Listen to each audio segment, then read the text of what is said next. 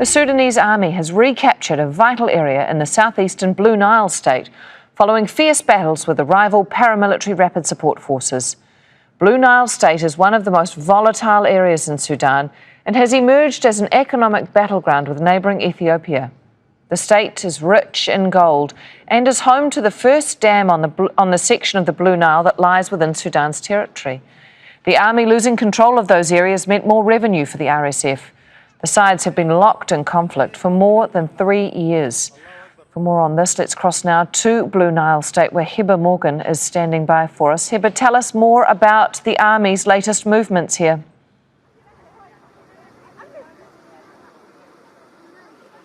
Well, what we do know from the Army's official spokesperson and from sources here on the ground is that the Sudanese Army was able to advance and take control of an area known as Khor Hassan, which is on the outskirts of Kurmuk in the southern part of Blue Nile State.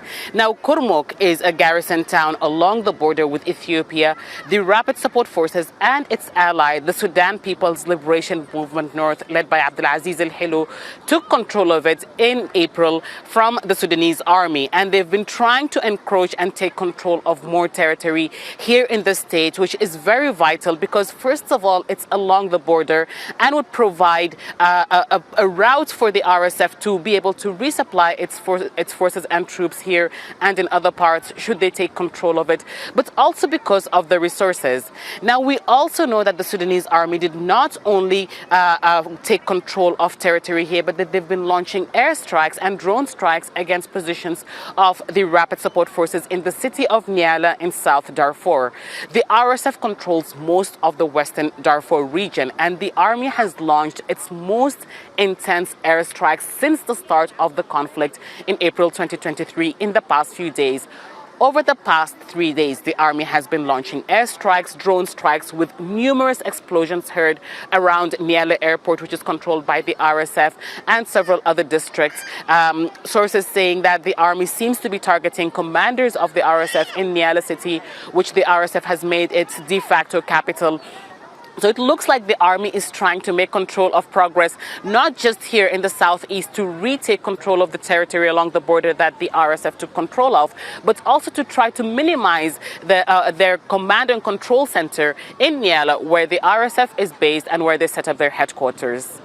So, Hiba, the area where you are now is also home, as we can see, to those fleeing the violence from other parts of the country. But what are they finding when they arrive?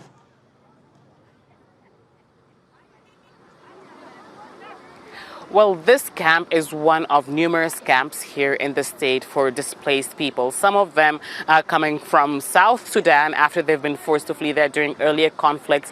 But those who are here, especially those behind me that you can see, are recently arrived displaced people fleeing the fighting between the Sudanese army and the RSF.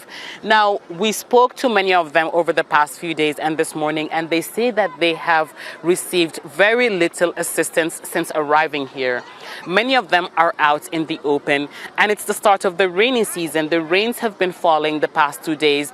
Now, while they say that they've been able to manage in makeshift shelters, they also say that they have been forced to lie on wet ground until it dries up before it gets wet again as a result of the continuous rains. So there are concerns about where they would be sleeping because many of them say they do not have mattresses or beds. Many of them lack shelter, and there's the issue of sanitation. Many of them are using the open to carry out their needs, and they say that would put them at risk of waterborne diseases because the rains would carry all the waste materials into their tents and to the grounds around them.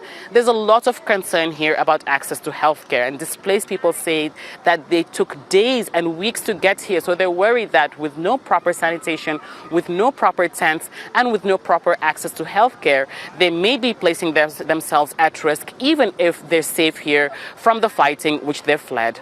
Hiba Morgan joining us live from Blue Nile State in Sudan. Thank you.